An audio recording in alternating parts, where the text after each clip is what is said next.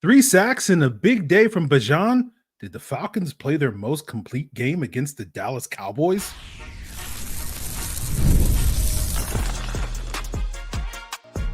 You are Locked On Falcons, your daily Atlanta Falcons podcast.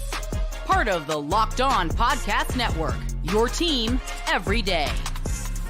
Welcome back, everyone, to another illustrious episode of the Locked On Falcons podcast, your daily Atlanta Falcons podcast, part of Locked On Sports Atlanta, your team every day. And today's episode is brought to you by FanDuel, where you can start the season with a big return. New customers can place a $5 bet and you'll get started with $100, $150 in bonus bets if you win your first $5 bet. Just visit FanDuel.com to get started. So if you don't know me, I'm your very humble host, Aaron Freeman, aka Mr. Drew, aka Sirius Black, aka the Jolly Green Giant, aka the Iron that sharpens the iron, aka Mr.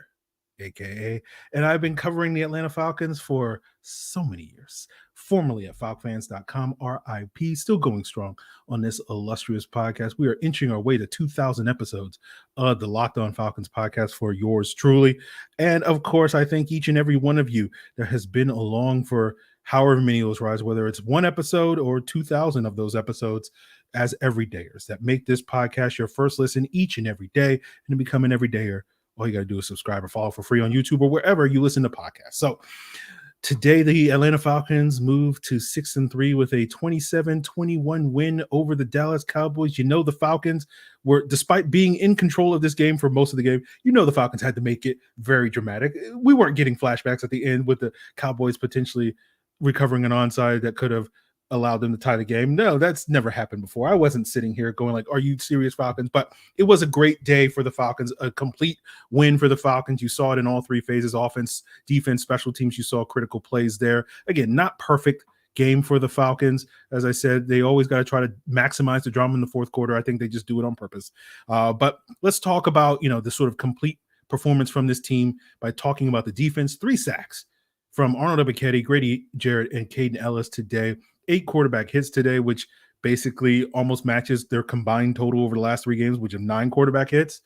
So, you look at that per game performance, technically today is like a 400% improvement for the Falcons pass rush from what we've seen over the previous 8 games. And, will that impact their decision to be aggressive at the trade deadline to add to that pass rush? We'll talk about that later in today's episode, but we got to start with Kaden Elliss' big day. He was all over the field, looking like the stud that he was last year and a big impact player for that Falcons defense in 2023 and big catalyst for their success. And him playing well, I think, was a big catalyst for the Falcons' success this Sunday, in addition to, the Cowboys shooting themselves in the foot over and over again. But Kaden Elliss finished with 13 tackles, a sack, 3 quarterback hits, 2 tackles for loss, has sort of had a huge momentum swinging stop on 4th and 1 early in the second quarter, stopping CeeDee Lamb on a jet sweep. And, I've seen people speculating about Kaden Elliss being a cap cut at the end of this year. I don't agree with that sentiment, but I think today was a nice reminder for those folks, that were ready to push Kaden Elliss out the door, that this guy is still a valuable playmaker. And of course, it's wild to be looking to move on from Kaden Elliss, where, he's, I think, on pace to have his most productive year in his NFL career from a pressure standpoint this season.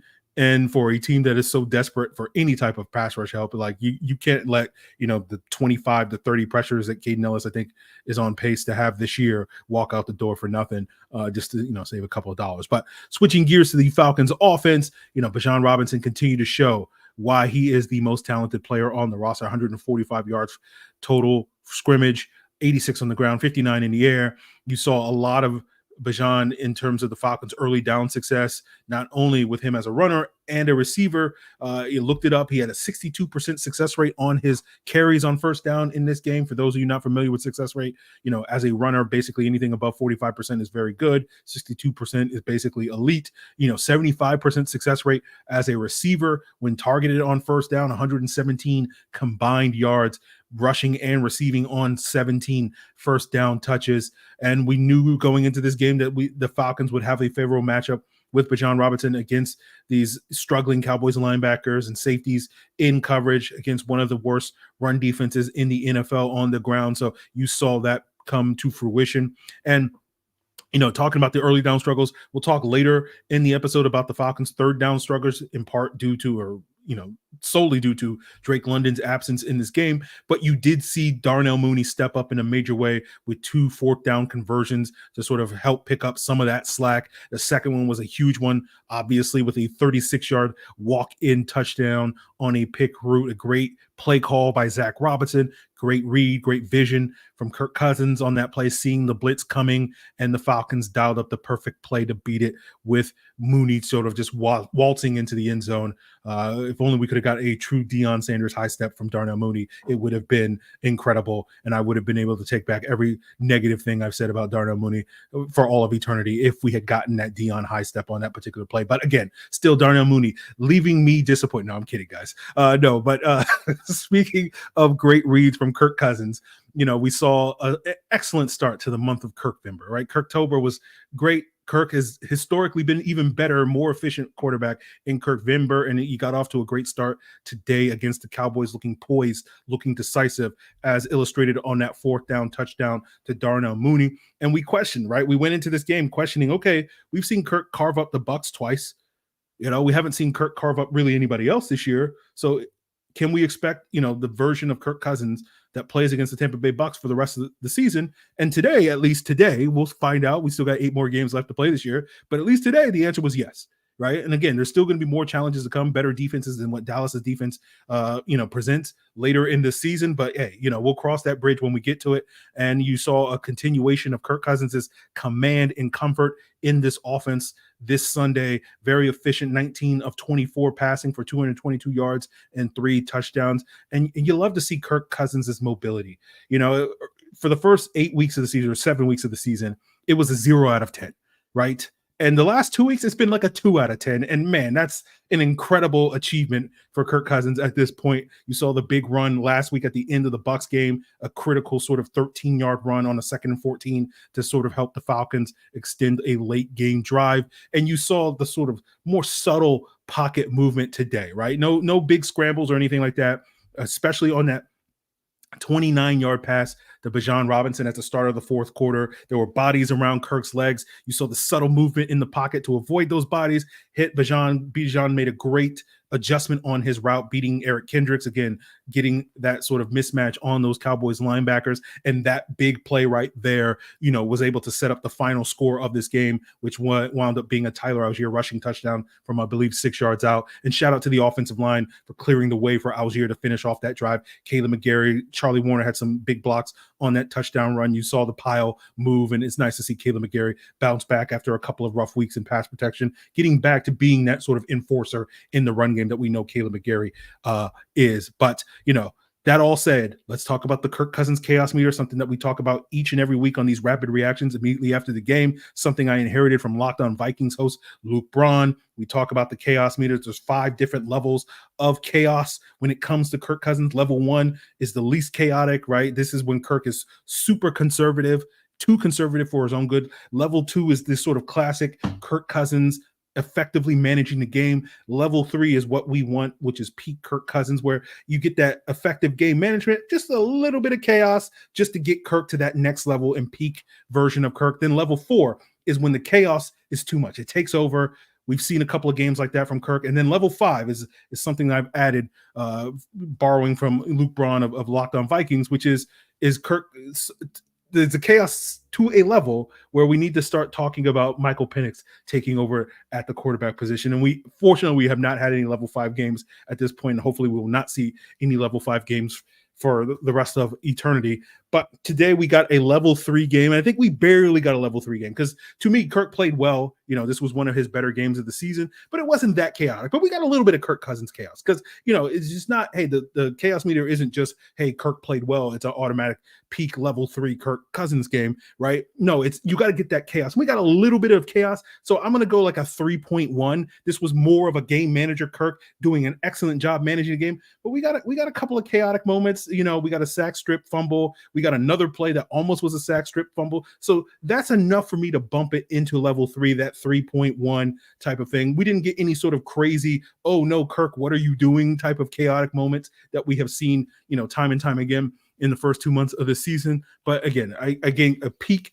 Kirk Cousins just barely across it. Like it pushed it from a 2.9 to a 3.1 with a couple of those chaotic moments in that. So a great day for Kirk, great day for the offense, great day for the defense. Special teams, you got another big stop on a fake punt in this game, even though the rest of special teams in terms of coverage and whatnot wasn't perfect in this game. But overall, a complete performance from the Falcons, their most complete performance of the season. Not the best game offensively, probably not the best game defensively we've seen from this team, and probably not the best game special teams, but in terms of all three of those phases, looking, having some of their better days, and all of those coming on the same day, which we haven't seen. Usually it's the defense looks really great and the offense looks terrible, like we saw earlier this season against the Saints, or what has been more consistently the case this year. The offense looks great and the defense looks but we got to see good versions or great versions of all both the offense and defense this week. So a complete performance for the Falcons. We'll continue today's Locked On Falcons rapid reaction, talking about the injuries that despite this win,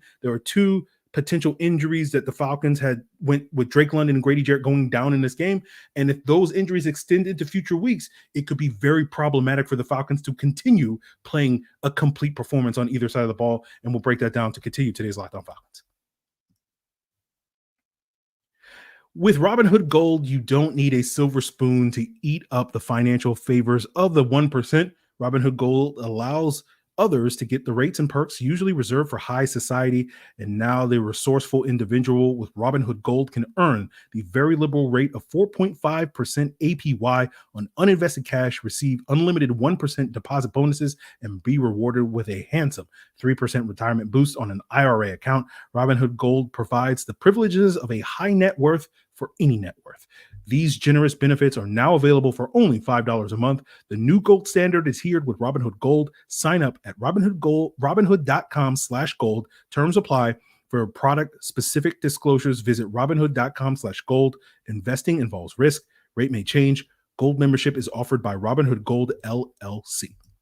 PrizePicks is America's #1 daily fantasy sports app with over 10 million active members because it's the easiest and most exciting way to play daily fantasy sports. And unlike other apps on PrizePicks, it's just you against the numbers. Just pick more or less on up at least two player stat projections, and you can watch the winnings roll in, and you can win as much as up to 100 times your money with as little as 4 correct picks. And if you're looking to get in on the action because certain sports books aren't available in your state, PrizePicks is, which are also fast, safe, and secure. You can get your money in as quickly as 15 minutes. So if you're riding the Bijan Robinson, Darnell Mooney hot hand all year long, which you made quite a penny over at PrizePicks, continue to do so by downloading the PrizePicks app today and use code LOCKEDONNFL, and you'll get $50 instantly after you play your first $5 lineup. That's code LOCKEDONNFL to get $50 instantly when you play $5. PrizePicks, run your game.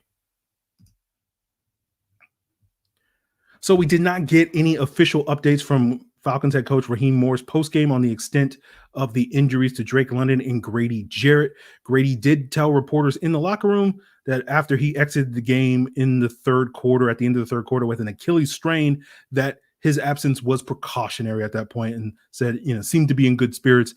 And so that's a very good sign. That doesn't seem like this is going to be a serious, when you hear the terms Achilles, you always automatically, your heart sinks in that case. And so, the question is going to be, even if Grady is healthy and won't miss time, are you going to have to manage him from this point? Because my recollection is last year when he suffered that ACL tear midway through the season, that came on the heels of a game where he injured that same knee the previous week, and then came back into, I think, the Bucks game in that week 7 matchup. And then like 4 plays into that game, tore his ACL. So he's at the age where you have to manage this, even if it's not something that's going to, cause him to miss games. You might have to put him on a pitch count moving forward. But if the Falcons do lose Grady Jarrett for any amount of time, this is potentially a big blow to this defense. He has been by far your most disruptive presence on the defensive line so far this season. Not only does he give you that value on the football field, that when this defense is performing well on early downs, it's often Grady Jarrett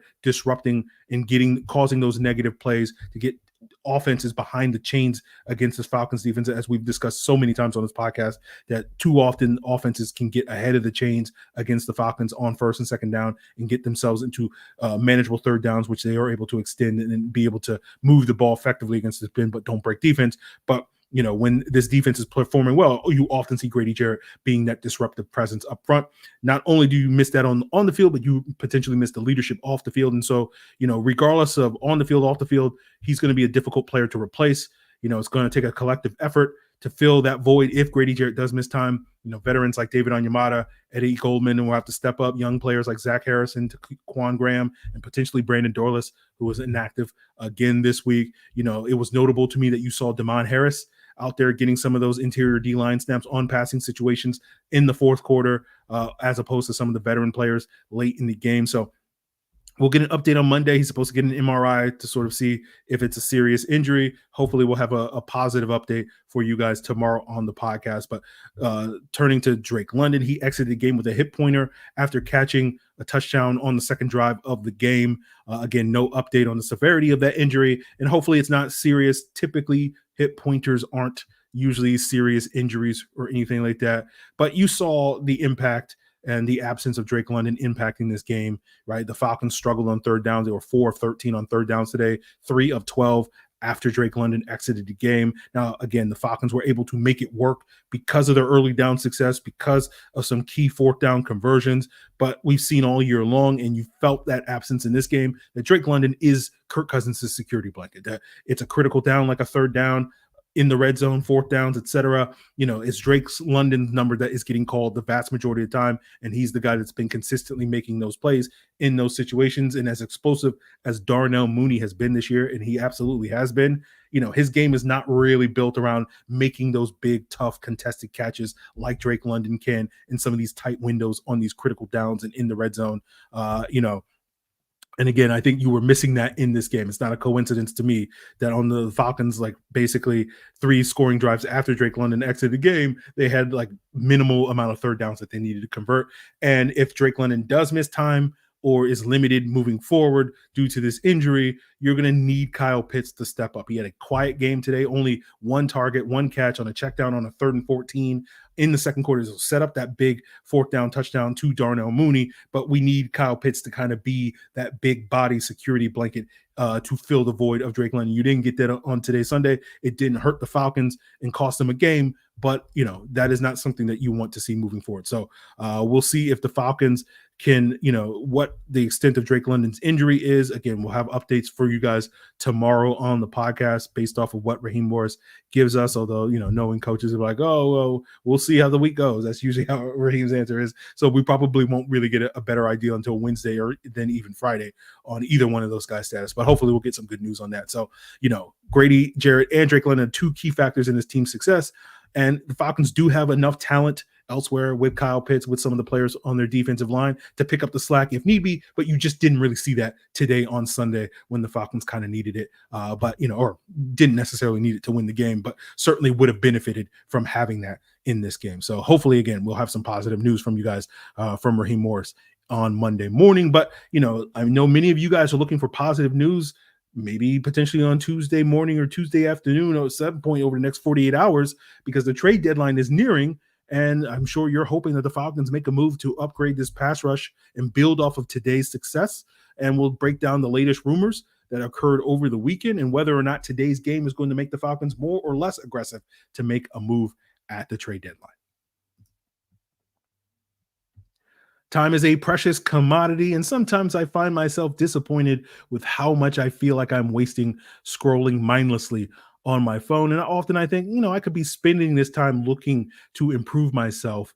And thankfully, our sponsor, Hillsdale College, has an offer of more than 40 free. That's right, free online courses on history, politics, economics, philosophy, chemistry, and mathematics. And all their courses are self-paced so that you can start whenever you want. And plus, you can go deeper with readings, quizzes, discussions, or you can just sit back and enjoy the lectures. So go right now to hillsdale.edu/lockedon to enroll. There's no cost, and it's easy to get started. That's hillsdale.edu/lockedon to register. hillsdale.edu/lockedon.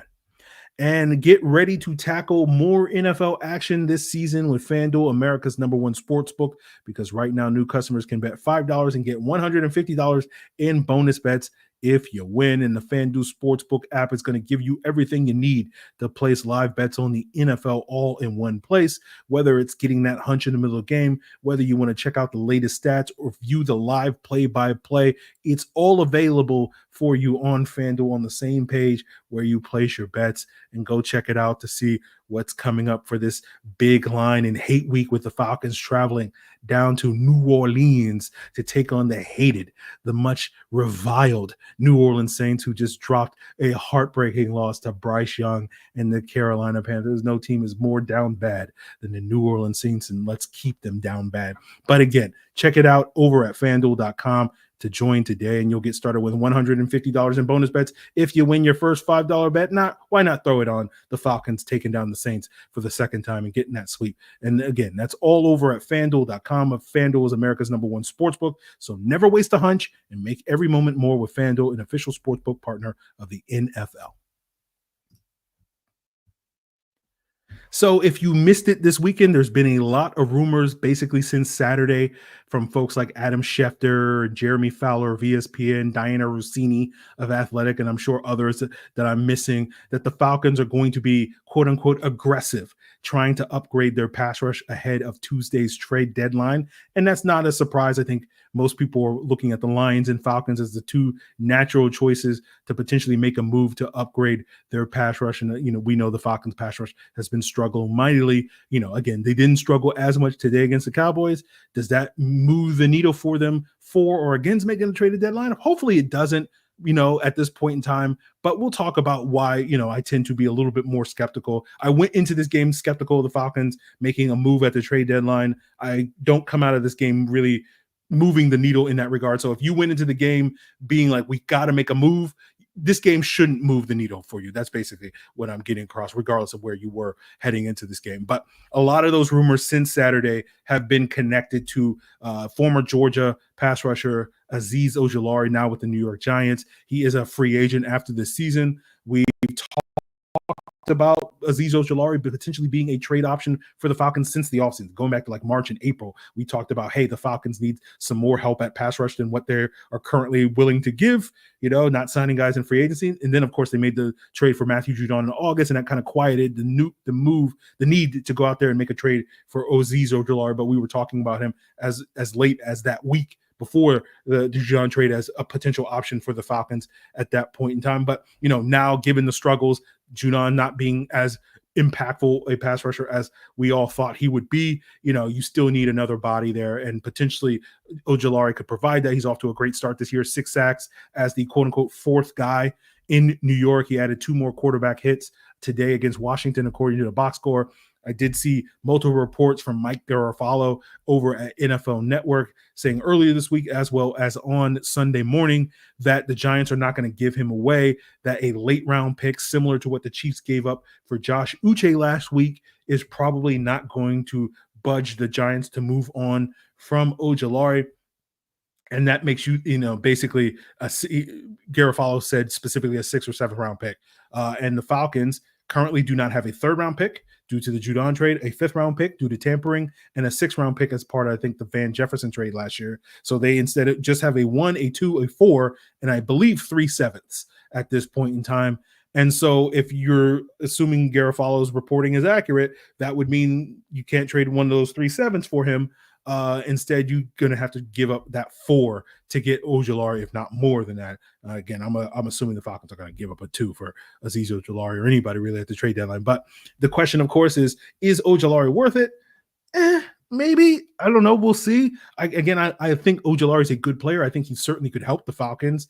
But at this point in time, I'm very iffy on trading a 4th for Ojalari. I think he's a good player, but I think he's on a similar tier as a player as Arnold Ebiketie. You're talking about that type of Robin player. And of course, again, as we say so many times whenever we're talking about the Falcons pass rush, and have been saying so many times over the 7+ years of this Locked On Falcons podcast, beggars cannot be choosers. And so in this case, the Falcons are certainly beggars, so they can't necessarily choose. So if they give a 4th, it is what it is. But I was telling the Locked On Falcons insiders on Sunday morning, given some of the rumors, and you can join the link in the description below to get access to get, those types of insights, hours ahead of what I'm telling you now on the podcast. That's one of the beauty of being a Locked On Falcons insider, as well as getting access to extended all 22 reviews. But again, link in the description below, 14-day free trial, $4.99 a month after that. But basically I was saying, like, barring a really strong finish from Matthew Judon this year, he's probably not coming back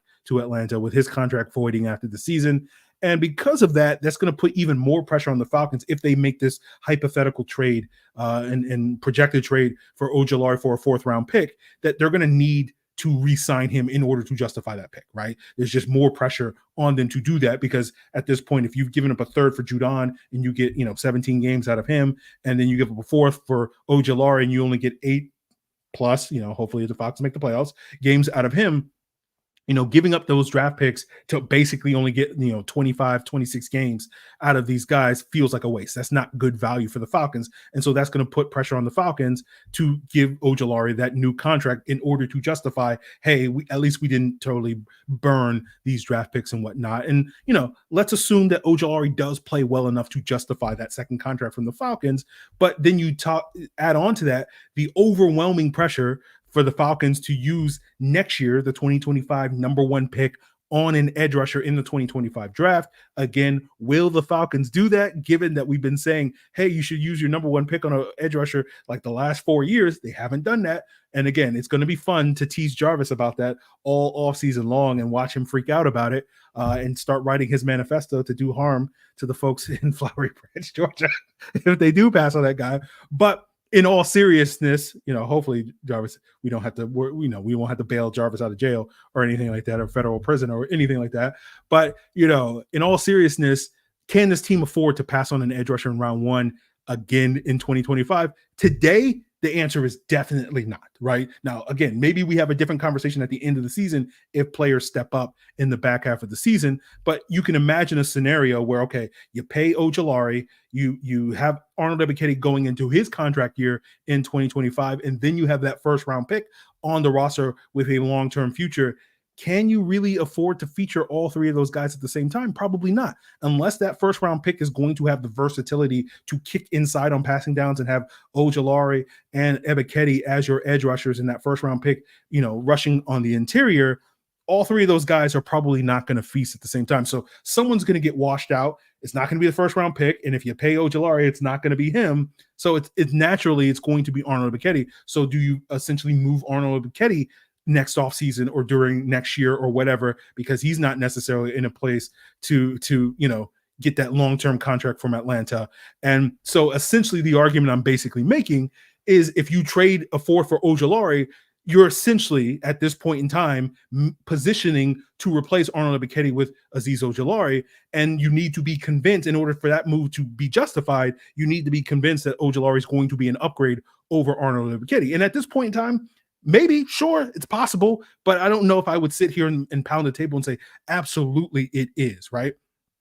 It's hard to say at this point. Now, you're probably saying, how can you say that, Aaron? Arnold Ebiketie has 1 sack and Azeez Ojulari has 6 sacks. Of course, he's an upgrade over that. But you got to ask yourself, how much of Ojulari's sack production is because he's the 4th guy in New York behind Dexter Lawrence, behind Brian Burns, behind Kayvon Thibodeau, and benefiting from playing from those guys, and you port him over to Atlanta, where theoretically he'd be the number 2 to hopefully, he'd be the Robin to hopefully that number 1 pick next year, turning into the Batman again. We'll see how that all plays out. Is he going to be able to contain and maintain that sack production, once he gets paid, coming out of a contract year, not playing with the same level of talent around him in theory at that point in time? Again, don't know the answer, can't predict the future, but I think it's fair to be skeptical of that. And so for that reason, I'm not saying the Falcons should definitely not trade for Azeez Ojulari. I'm just saying, like, to me, it's not as sort of a slam dunk, got to do it, makes all the sense in the world to make that trade. To me, the alternative option, at least for me, again, that takes a lot less pressure on Ojulari having to be that Robin, that 8 to 10 or 50 plus pressure guy that we typically think of a high-end Robin that we're hoping, that we were hoping Arnold Ebiketie would turn into this year, and so far hasn't necessarily lived up to those expectations. To me, the alternative option is You keep that 4th round pick. Instead, you shop a 7th round, one of those 7th round picks for whoever you can get, maybe a Baron Browning for the Denver Broncos, who, based off of the last couple of years, is at a similar level of production in terms of pressures and in win rates as AK and Ojalari. And he's sort of fallen down on the Broncos depth chart, from what I understand, is not getting as much playing time. And so you're getting a similar upside guy in Baron Browning, but you're paying for a far less price. You don't have to have as much pressure because you're only giving up a 7th that you have to pay Baron Browning at the end of the season. So, if he doesn't live up to expectations, essentially it's no harm, no foul, because you just gave up a 7th round pick who is, probably not going to make the team, because so far none of the Falcons 7th round picks so far have made the 53-day roster week 1 or whatever. So, to me, that's more of what I think is a safer trade, one that has similar upside but doesn't require you to give up a 4th round pick. Now, maybe the floor is maybe lower for Baron Browning given his lack of production this year, but I say all that again. I wouldn't be mad if the Falcons do wind up trading for Azeez Ojulari. I would be mad if they traded for Harold Landry. We'll cross that bridge if we get to it as an option. But again, beggars cannot be choosers. And so you're basically making, to me, a big bet if you do wind up giving a 4th for Azeez Ojulari, that he's going to be your long-term Robin moving forward. And again, that to me is an iffy bet at this point in time, but we'll sort of have to see how it plays out. Obviously, we'll be breaking down, the latest with the Falcons tomorrow, and the latest updates on Grady Jarrett and Drake London. Hopefully we'll get positive news. And then, potentially Monday night or Tuesday, if the Falcons make a trade, we'll be breaking that down here on Locked On Falcons. So continue to make us your first listen, guys, by checking us out on YouTube or wherever you listen to podcasts.